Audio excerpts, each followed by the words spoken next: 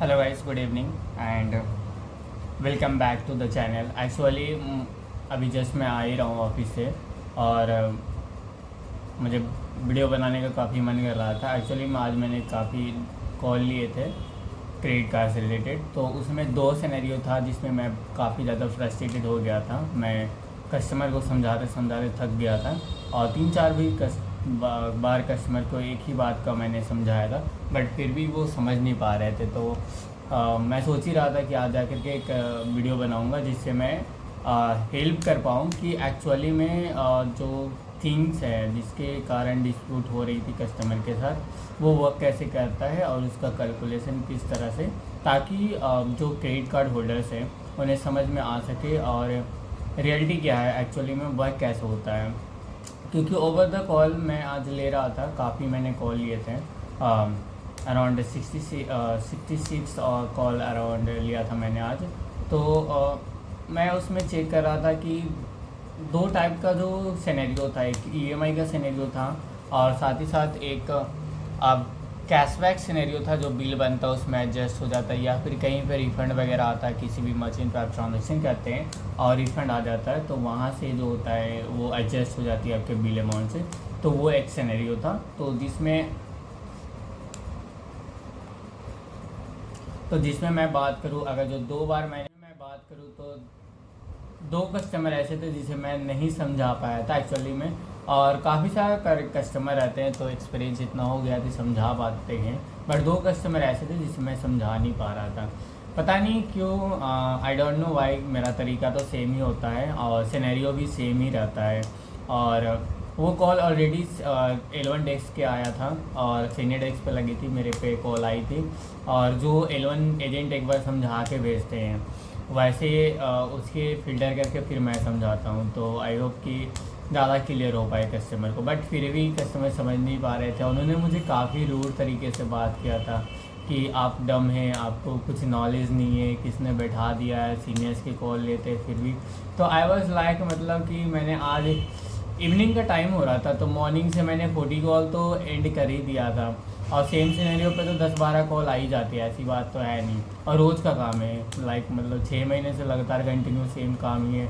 तो इतने सारे कस्टमर आते हैं तो मैं उन्हें समझा पा रहा हूँ और ये जो है कस्टमर इन्हें नहीं समझा पा रहा हूँ। तो कस्टमर काफ़ी रूड बिहेव कर रहे थे कि ये है, कोई नॉलेज नहीं है, पता नहीं किसने बैठा दिया, कोई ट्रेनिंग नहीं दिया गया। I was like oh my God, I am wrong. I think मुझे अब नहीं बोलना चाहिए, मुझे नहीं समझाना चाहिए इस सिनेरियो पे।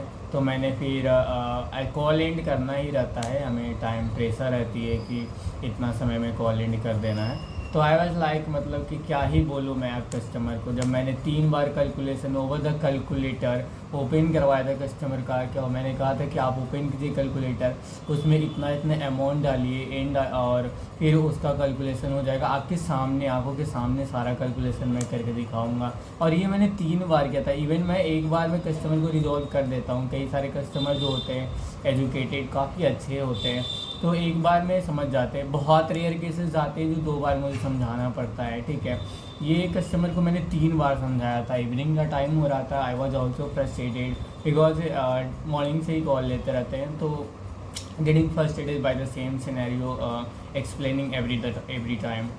एंड कस्टमर जब समझ नहीं पाते या फिर समझने नहीं लगते या फिर ज़बरदस्ती करते हैं तो कभी कभी गुस्सा आ जाता है मुझे भी। तो मैंने फिर माफ़ी मांगे थे कस्टमर से कि आई एम सॉरी, मैं समझा नहीं पा रहा हूँ, बट जो सिनेरियो है, जो प्रोसेस है, जो कैलकुलेशन है, वो एग्जैक्टली सेम प्रोसेस से कैलकुलेट होती है और यही मेथड है और कोई मेथड नहीं है, ठीक है। और कस्टमर ने उससे ऊपर भी सीनियर उन्होंने डिमांड किया। लाइक आई वाज शॉक्ड कि मुझसे ऊपर कोई सीनियर रेयर केसेस में कोई मांगता है, नहीं तो कस्टमर का मैं ही एंड करके भेजता हूँ। लास्ट ही हमारे पास आती है कॉल और मैं ही एंड करके भेजता हूँ, उसके ऊपर सीनियर होता ही नहीं है। और होता भी है तो जैसे कि मेरे टीएल आते हैं या फिर मेरे मैनेजर्स आते हैं जो भी, ठीक है, या उनके मैनेजर्स आते हैं, तो उन्हें कॉल का या प्रोसेस का कोई नॉलेज नहीं होता है, ठीक है। क्रेडिट कार्ड का कोई नॉलेज नहीं होता उन्हें, बस ये पता था कि ये है सिनेरियो। तो कोई क्लियरिटी नहीं होता है कि इसका कैलकुलेशन कैसे होगा या फिर क्या इसका या फिर क्या इसका प्रोसेस है। मैनेजर्स को इतना पता नहीं रहता, उन्हें बस क्वालिटी से मतलब रहती है और को प्रोसेस को रन करवाते हैं, वो एक्चुअली मैनेज करते हैं। मैनेजर्स को कोई क्वेरी का अगर जो मैं सवाल भी पूछ दूँ तो वो नहीं बता पाएंगे। तो कॉल अगर जो सुपर सीनियर से भी ऊपर सीनियर पे डेस्क पे अगर जो कनेक्ट भी किया जाए तो पहली बात तो कॉल लेते नहीं है मैनेजर्स, कभी नहीं कॉल लेते। रेयर केस में मंथ में अगर जो एक दो कॉल ले लेते हैं तो बहुत ही बड़ी बात हो जाती है उन लोगों के लिए, क्योंकि जाता ही नहीं है कॉल, उतना ऊपर तक नहीं जाता है। हमारे पास जो हम जिस लेवल पे बैठते हैं जो एजेंट है, ठीक है, वहीं पे सब खत्म हो जाता है, रफा दफा हो जाता है। जो भी आरबीआई वगैरह जो भी कंप्लेन वगैरह होती है तो सब अपन ही ख़त्म करते हैं, ठीक है। तो वो एक्चुअली में वीमेन कस्टमर थी, तो मैंने 3 बार समझाया था। मैं काफ़ी अंदर से मुस्कुरा रहा था। आई वॉज लाइक, मतलब मैं किसी को बुरा नहीं करना चाहता, ना ही उस कस्टमर को। देखो कई बार होते हैं कि जैसे हम कॉल पे होते हैं तो हम कोई नंबर्स बोलते हैं कॉल पे कि इतना थाउजेंड कैलकुलेट कीजिए, तो कुछ कस्टमर होते हैं जो सुन करके एग्जैक्टली नहीं क्लियरिटी हो पाता है, उन्हें कुछ रिटेन में चाहिए होता है कि लिखा हुआ कहीं पर रहेगा तो मैं देखूँगा तो क्लियर हो पाता है। एक्चुअली मुझे भी ऐसा ही कभी बहुत बार ऐसा होता है कि कुछ कोई किसी से कॉल लगाया तो बताते रहते बट क्लियर नहीं हो पाता। मैं कहता हूँ कि मैं एक बार कहीं पे रिटेन देखूँगा या फिर कहीं पे लिखा रहेगा तो क्लियर माइंड जो होता है जल्दी रिकवर कर पाते या फिर जल्दी समझ पाता है, ऐसा होता है। तो शायद मुझे ऐसा रियलाइज़ हो रहा था कि मैम जो है, कस्टमर जो है, ठीक है, उनके साथ ऐसा ही हो रहा है, क्योंकि मैं समझाता हूँ तो कई बार समझ में आ जाते हैं कस्टमर को। और ये सिनेरियो काफ़ी रेयर केस है जो समझ में नहीं आया, क्योंकि बहुत ईजी कंसर्न था, बहुत ईजी। लाइक मतलब क्या ही बताऊँ, हर 4 कॉल के बाद वो सिनेरियो आ ही जाता है मेरे पास, ठीक है। तो आई डोंट नो वाई वो समझ नहीं पा रही थी, बट वो भी काफ़ी रस में थी। आई डोंट नो, मतलब जॉब पे थी या ऑफिस में थी। जल्दी समझाइए, जल्दी समझाइए, जल्दी बताइए। मैं बता भी रहा हूँ फिर भी जल्दी ये क्लियर कीजिए, वो क्लियर कीजिए, फिर भी वो मतलब मेरा एक्चुअली मुझे ऐसा रियलाइज़ हो रहा था ना कि कस्टमर इतना जल्दी में थी कि मैं जो बता रहा था, जो कैलकुलेट करा रहा था या जो समझा रहा था वो क्लियर समझ ही नहीं पा रही थी, कैच ही नहीं कर पा रहे थे मेरे वर्ड को, ठीक है। तो मैं ज़्यादा इस पर नहीं जाना चाहता हूँ। मैं एक्चुअली मैं सिनेरियो बताता हूँ। सिनेरियो था क्या, अगर जो आप एक्सिस बैंक का क्रेडिट कार्ड होल्ड करते हैं या फिर आप किसी भी बैंक का क्रेडिट कार्ड होल्ड करते हैं तो आपके साथ ज़रूर ये सिनेरियो आएगा, क्योंकि हर 4 के कॉल के बाद एक कस्टमर ऐसा आ ही जाते हैं जो सिनेरियो लेके आते हैं, ठीक है। और सेम सिनेरियो रहता, सेम कैलकुलेशन किसी भी क्रेडिट कार्ड में जो रहेगा, सेम सिनेरियो सेम कैलकुलेशन होता है। ये नहीं कि एक्सिस का अलग है या फिर एसबीआई का अलग है या फिर एचडीएफसी का अलग है, वो ऐसा नहीं होता, वो सेम ही रहेगा आपको, ठीक है। तो अवेलेबल लिमिट पे बहस हो रही थी कि कस्टमर के पास जो है 93,000 आई थिंक जो था क्रेडिट लिमिट था उनके पास, और उनके कार्ड जो था माइनस में चल रहे थे, 1700 का माइनस में चल रहे थे। तो कस्टमर ने कॉल किया था डायरेक्ट कि 1700 माइनस में क्यों चल रहे हैं मेरे कार्ड को, ठीक है, और इसका जो भी ओवर लिमिट वगैरह चार्जेस लगेगा तो मैं पे नहीं करूँगी। तो आई वाज लाइक ओके ठीक है, मत पे करना, बट उससे पहले हम कैलकुलेट कर लेते हैं और समझ लेते हैं कि कैसे ये ओवर लिमिट चार्जेज हुआ। क्योंकि पहला सवाल उनका यही था कि मेरा ओवर लिमिट क्यों है, मतलब माइनस में क्यों है मेरा कार्ड जबकि मैंने यूज़ नहीं किया है। तो आई वाज लाइक ठीक है, मैं कैलकुलेट आपको करा देता हूँ कि जितना जितना आपने यूज़ किया, जो जो ट्रांजैक्शन है आपके कार्ड पे क्लियर हो जाएगा। और ये वेरी सिंपल है कि आपने अगर जो 93,000 का आपको बैंक ने लिमिट दिया है तो ऑब्वियस है 93,000 प्लस 1,700 करेक्ट है। 94,700 का अगर जो खर्च करेंगे तभी आपका कार्ड माइनस में जा सकता है, नहीं तो फिर आपका कार्ड तो पॉजिटिव में ही रहेगा, हमेशा माइनस में जा ही नहीं सकता। और मैंने कैलकुलेट करा के बताया भी था एग्जैक्टली, मैं बता रहा हूँ, मैं कैलकुलेटर पे 3 बार कैलकुलेट किया था खुद, और कस्टमर को सेम कैलकुलेट करके बताया था कि आप ऐसे ऐसे कैलकुलेट कीजिए और आपका माइनस आ जाएगा कि इतना आपको माइनस में क्यों गया। बट कस्टमर बहस इस बात की कर रही थी कि मैंने तो यूज ही नहीं किया है, मैंने ट्रांजैक्शन ही नहीं किया। तो आई वाज लाइक कि आप अपने स्टेटमेंट पहले चेक कीजिए कि कितना कार्ड यूज हुआ है, कितना ट्रांजैक्शन आपने किया है। और इवन कस्टमर के 2 ट्रांजैक्शन जो थे 29,000 का और एक आई डोंट नो रिमेंबर नहीं है मुझे, 49,000 समथिंग का था, एक 29,000 का था, एक 49,000 समथिंग का था। कस्टमर के दो अमाउंट जो थे वो फ्री जो में रहते थे अगर ईएमआई करवाते हैं तो, ठीक है, वो था। और कुछ उसका आउटस्टैंडिंग बैलेंस भी था कस्टमर के पास, ठीक है। तो मैंने सारा जो होता है कैलकुलेट करके बताया था। और एक ट्रांजैक्शन जो थे आई थिंक 7,502 रुपीज़ के था, आई थिंक 7,502 रुपीज़ का, जो कि आउटस्टैंडिंग में था, वो कार्ड पे अपडेट नहीं होता है। जैसे कि आज अगर जो आप ट्रांजैक्शन कर रहे हैं तो सेम डेट को कभी कभी कार्ड पे अपडेट नहीं होता, वो 5 डेज़ का टाइम रहता है अपडेट होने का। तो 5 डेज़ का टाइम पे ही वो अपडेट होता है, बैंक उसको अपडेट करती है आपके क्रेडिट कार्ड पे, ठीक है। तो वही मैं कैलकुलेट करा रहा था, सिंपल, बहुत ही सिंपल सिनेरियो था। -2 है मेरा अवेलेबल लिमिट, ठीक है। तो अब कभी भी आपका अवेलेबल लिमिट माइनस जाए तो सबसे पहले कैलकुलेट कीजिए कि आपका बिल कितना बना है, ठीक है, आपने ट्रांजैक्शन कितना किया है, कहीं आपके कार्ड पे कोई ईएमआई तो नहीं लगा हुआ है, या फिर कोई ट्रांजैक्शन आपने रिसेंट में किया वो अपडेट तो नहीं हुआ है, ठीक है। अगर जो सारा जो ट्रांजैक्शन है, जो आपका आउटस्टैंडिंग बैलेंस बना हुआ है, बिल बना हुआ है, बिल्ड एंड बिल दोनों का आपको कैलकुलेट करना पड़ेगा। और साथ ही साथ कोई भी ईएमआई बना के रखे हैं आप, या फिर बैलेंस ऑन ईएमआई भी हो जाता है, तो कोई भी ईएमआई या बैलेंस ऑन ईएमआई रहेगा तो वो अमाउंट फ्रीज हो जाता है, सबसे पहले वो माइनस कर देता है अवेलेबल लिमिट से, ठीक है। तो सिंपल, जैसे कि आपका 93,000 आपके पास क्रेडिट लिमिट है, ठीक है। तो क्रेडिट लिमिट अपना कैलकुलेटर में ऐड कीजिए, 93,000 आप लिख लीजिए। उसके बाद आप देखिए कि टोटल आउटस्टैंडिंग बैलेंस आपके पास कितना है कार्ड पे, जो बिल्ड एंड बिल दोनों का ऐड करके आएगा। बिल बना है अगर जो मान लीजिए 21,000 का बिल बना है बिल्ड का, और अनबिल्ड का अगर जो 10,000 का है तो 21,000 प्लस 10,000 31,000 आपका आउटस्टैंडिंग माना जाएगा, ठीक है। तो 93,000 में से 31,000 आप माइनस कर देंगे ऑब्वियस है। उसके बाद जो रिमेनिंग आएगा आपका, ठीक है, उसको जितना भी आपने ईएमआई करा रखा है, लाइक मतलब 29,000 का ईएमआई आपका है और कोई भी ईएमआई अभी गया नहीं है, बस ईएमआई बनाया है आपने, ठीक है, एक भी ईएमआई आपने पे नहीं किया है, तो 29,000 आपका ईएमआई है जो होल्ड में चला जाता है, वो फ्रीज अमाउंट हो जाता है आपके अवेलेबल लिमिट से। तो उसको माइनस करेंगे 29,000। साथ ही साथ एक आध अगर जो कोई और ईएमआई चल रहा है आपका, जिसका एक ईएमआई डेबिट हो गया है या एक दो ईएमआई आपने भर दिया, तो जो भी उसका प्रिंसिपल अमाउंट बचता है, ठीक है, एक्चुअली में जैसे कि मान लीजिए 49,000 का ईएमआई चल रहा है, ठीक है, तो प्रिंसिपल अमाउंट दो ईएमआई आपने पे कर दिया, 6 महीने की ईएमआई कराया था, 2 ईएमआई आपने पे कर दिया, बाकी का 4 ईएमआई तो पेंडिंग रहेगा, करेक्ट है। तो उसमें आपको जो होता है प्रिंसिपल अमाउंट कैलकुलेट करना होता है, माइनस करना रहेगा।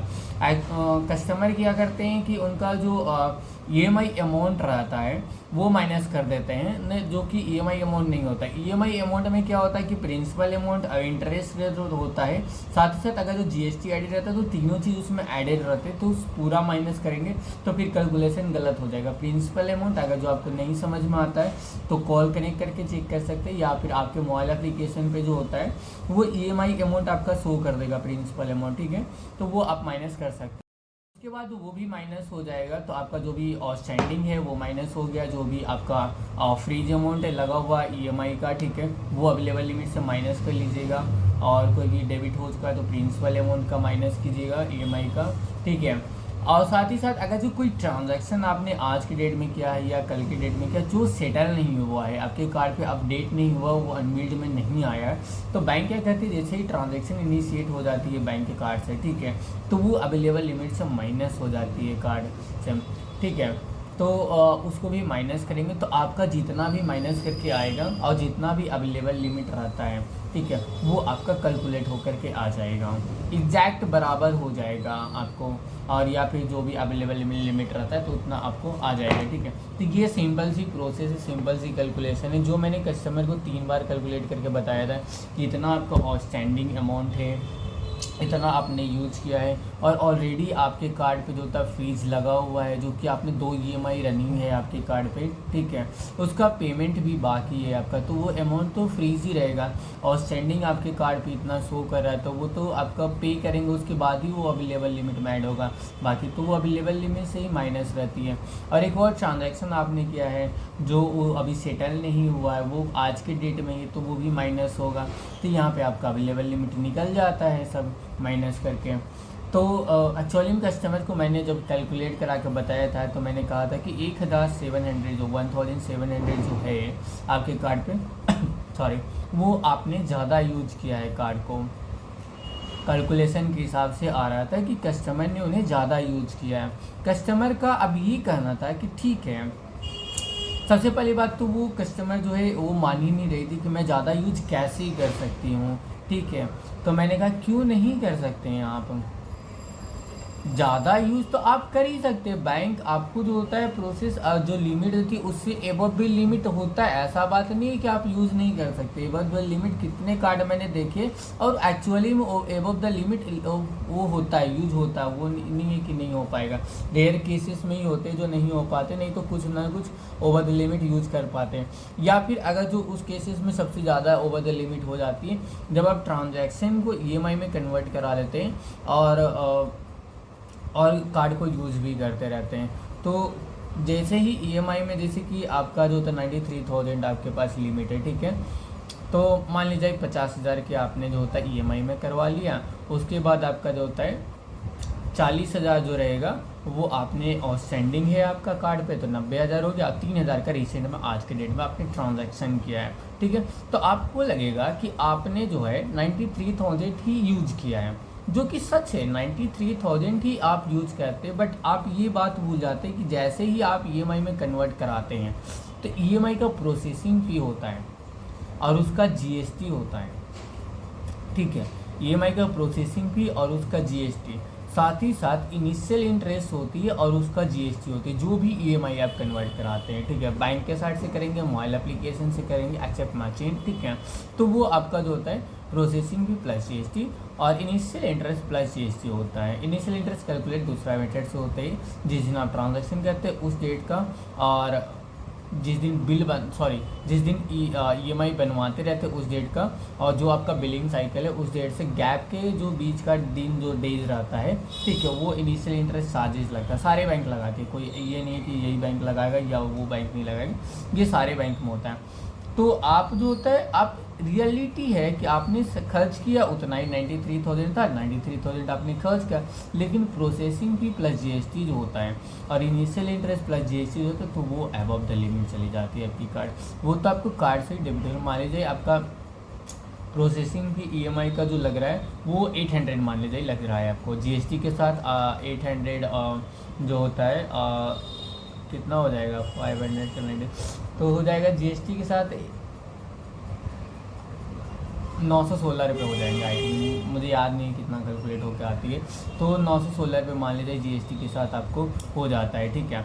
तो आपने तो यूज किया 93,000 और 916 रुपये तो इसका प्रोसेसिंग फी प्लस GST है, तो वो कहाँ से जाए, वो मतलब कहाँ जाएगा, वो भी तो आपकी अवेलेबल लिमिट से ही माइनस होगा ना।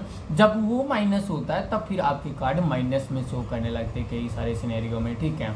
अगर जो नहीं यूज करेंगे 93,000 आपका दिया गया है, आपने 90,000 का ही यूज किया है, ठीक है, बाकी की EMI वगैरह जो होता है प्रोसेसिंग की GST जो होता है उसके 3,000 में आपका मैनेज हो जाती है, ठीक है, इनिशियल इंटरेस्ट होता है उसमें मैनेज हो जाती है, तो पता आपको नहीं चलता है।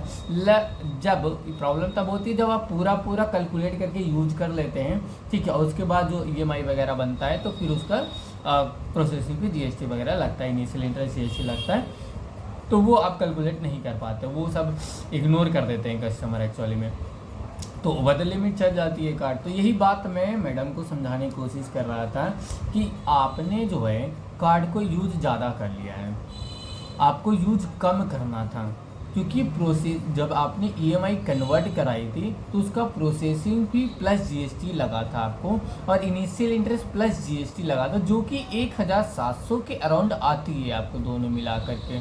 आपको कार्ड मैनेज करना था उससे कम, बैंक कभी भी, बैंक मतलब कि क्या मैं बताऊं, मैं हमेशा कहता हूं कि कभी भी आपके पास जितना लिमिट दिया गया है कार्ड पे 93,000 हो या 1 लाख 2 लाख 3 लाख 5 लाख, कितना भी कार्ड पे लिमिट दिया गया है 100% आप कभी मत कार्ड पे यूज कीजिए। 100% जब भी आप यूज करेंगे कोई भी चार्जेस लग जाएंगे, तो मान लीजिए एनुअल चार्जेस ही लग रहा है, ठीक है, तो कोई कार्ड का वैल्यू अगर जो 1,000 का कार्ड का एनुअल फी है प्लस 18% GST है, तो 1,000 प्लस 18% GST वो माइनस में ही जाएगा, आपने अगर 100% कार्ड को यूज़ कर रखा है और एनुअल फी डेबिट हो गया तो माइनस में जाएगा।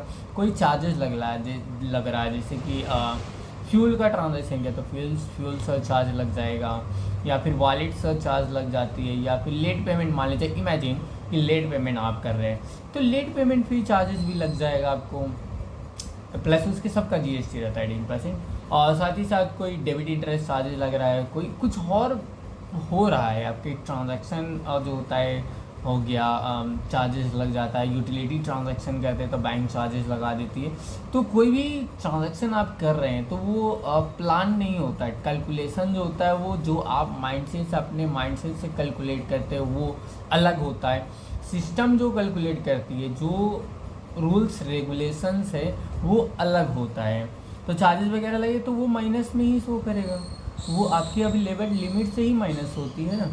कोई भी चार्जेज होगा अगर जो 100% यूज़ करते तो यही बात मैं इतना छोटा सा बात है, आई थिंक मैं रोज़ इतना छोटा सा से बात के लिए पता है, मैं बताऊं सच बताऊं तो मेरे पास कॉल भी नहीं आने लगती है, क्योंकि एल वाले एजेंट जो होते हैं वही क्लियर कर देते हैं ये सब सिनेरियो। वही लोग कॉल कनेक्ट करवाते हैं सुपर सीनियर एक्स पे जीत के। काफ़ी घमंड रहता है, काफ़ी एटीट्यूड में जो कस्टमर था, मैं बुरा नहीं बोलना चाहता बट एक्चुअली में बात करके पता चल जाता है कौन से कस्टमर किस माइंडसेट से आया है और क्या वो चाहता है, बात क्या कैसे उनके बात करने का जो तरीका होता है उनसे पता चल जाता है कि क्या माइंडसेट है इनका। तो फिर भी मैं नहीं समझा पाया था और उन्होंने मुझे काफ़ी भला बुरा कहा था, लाइक मतलब आप डम हो, कुछ पढ़ा लिखा नहीं आपने, किसने ट्रेनिंग दिया है आपको, कोई कैलकुलेशन भी नहीं आपको आता है। I was like oh my God, मैं आपको 3 बार आपको कैलकुलेट करके बता रहा हूँ। मैंने आपको कहा कि और इवन कस्टमर जो थी जब मैं कैलकुलेट करके बता रहा था तो उन्हें कैलकुलेशन में भी आ रहा था 1700 एक्स्ट्रा आ रहा था। तो मैंने कहा था जो 1000 आपको जो 93,000 दिया गया है, ठीक है, 93,000 से आप लोग 94,700 जो आ रहा है आपके ट्रांजैक्शन से ही आ रहा है। मैंने तो अभी EMI जो आपने कन्वर्ट करा उसका तो मैंने पूरा ऐड भी नहीं किया। इनिशियल इंटरेस्ट हम नॉर्मली हम देखते भी नहीं इनिशियल इंटरेस्ट, ठीक है, बस प्रोसेसिंग भी देख लेते हैं, कहते हैं हाँ उसी का लगा हुआ है, ठीक है, तो ऐसे बोल देते हैं। बट मैंने उस समय उसको भी कैलकुलेट एग्जैक्टली पूरा तरीके से नहीं किया था, तब भी माइनस में चले गए थे उनके कार्ड। तो मैंने कहा ये तो आपका यूजेज है, आप बस वो कैलकुलेट कीजिए जितना आपने यूज किया है। और आउटस्टैंडिंग बैलेंस मैडम कैलकुलेट कर रही थी, उसमें क्या होता है कि कोई EMI अगर जो जाता है तो उसका जो होता है सारे इंटरेस्ट रेट GST वगैरह सब होता है, जो कैलकुलेट करना होता है, जो मैडम नहीं कैलकुलेट कर रही थी।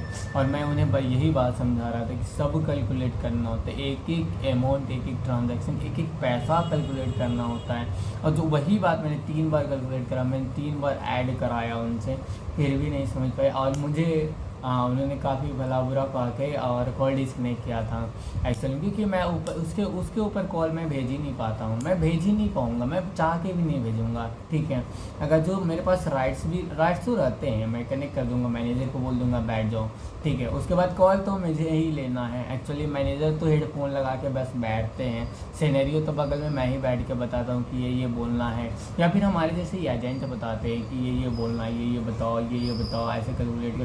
क्योंकि मैनेजर्स को कुछ नहीं पता होता है, उन्हें प्रोसेस का एग्जैक्ट कैलकुलेशन नहीं पता होता, उनके पास इतना टाइम नहीं रहता, प्रोडक्ट नॉलेज भी नहीं होता है कितने सारे मैनेजर्स को, क्योंकि वो बाहर से आते हैं। हम L1 से L2 पे जाते हैं, L2 से L3 पे जाते हैं, ठीक है, सुपर सीनियर एक्स पे जाते हैं, तो हमें नॉलेज नीचे से होता है कि कैसे वर्क कर रहा है कार्ड, ठीक है, क्या सिनेरियो, क्या इसका कैलकुलेशन है, वो हमें नीचे से ऊपर तक रहती है। मैनेजर्स कहीं दूसरे कंपनी से आ रहे हैं, उनका प्रोसेस दूसरा है, पहले दूसरे बैंक में था, अब दूसरे बैंक, तो वो थोड़ी मतलब कि पूरा नॉलेज ले लेंगे प्रोडक्ट का, पूरा डीप में जाएंगे, पूरा कैलकुलेशन नहीं, उन्हें ऊपर से पता है क्रेडिट कार्ड का प्रोसेस है, मुझे ये कैलकुलेट कराना है, ये करना है, ये मेरा सिनेरियो, ये मेरा क्वालिटी देखना है, बस वो उन्हें यही काम है, ठीक है, और कुछ नहीं देखना काम है, उन्हें बस काम करवाना है, ये नहीं देखना कि प्रोडक्ट कैसे कैलकुलेट होती है, तो उन्हें नहीं पता होता, तो हमें ही एट द एंड में बताना पड़ता है, या फिर वो कॉल डाइवर्ट होती है, या तो मैंने ट्रांसफ़र कर दिया, हमारे जैसे एजेंट ही कोई ले लेगा, कहेगा मैं मैनेजर बात कर रहा हूँ। तो कई सिनेरियो में ऐसा भी होता है, आई थिंक मुझे बोलना चाहिए ये नहीं, तो ऐसा भी होता है क्योंकि मैनेजर्स कॉल लेते नहीं है। तो आई वॉज लाइक मतलब मैं काफ़ी अंदर से मुस्कुरा रहा था, आई वॉज लाइक मतलब कॉल पे भी मुझे पता नहीं ऑडिट कोई करेगा तो मुझे पता नहीं उन्हें समझ में आ जाएगा कि कस्टमर एजेंट जो होता है मुस्कुरा रहा है अंदर से या हंस रहा है, क्योंकि हमें हंसना नहीं होता, कॉल वगैरह पे हमें हंसना नहीं होता है और बी प्रोफेशनल, हमेशा प्रोफेशनल रहना होता है। तो मैं म्यूट कर करके काफ़ी मतलब कि अंदर से लगता है ना कि मतलब इतना छोटा सा कैलकुलेशन है, उसके बावजूद मतलब एक होता है कि जैसे कस्टमर, मैंने बहुत तरीके देखे, बहुत हैंडल देखते हैं, ठीक है। एक होता है कि कस्टमर नहीं समझ पाते तो ठीक है, हाँ सर मैं समझ नहीं पा रहा हूँ, आप एक बार और बताइए, एक बार और बताइए, ठीक है। तो हम 2 बार 3 बार 4 बार बताते हैं। मुझे पता होता है कि कस्टमर नहीं समझ पाता है क्योंकि उनके पास इतना नॉलेज है नहीं क्रेडिट कार्ड के बारे में, ठीक है। या कैलकुलेशन वो क्यों समझेंगे, क्यों जानेंगे उसके बारे में, उन्हें तो बस यूज करना है, ठीक है। तो नहीं समझ पाते तो हमें कोई दुख नहीं होता, हम किसी काम के लिए बैठे हुए हैं, ठीक है।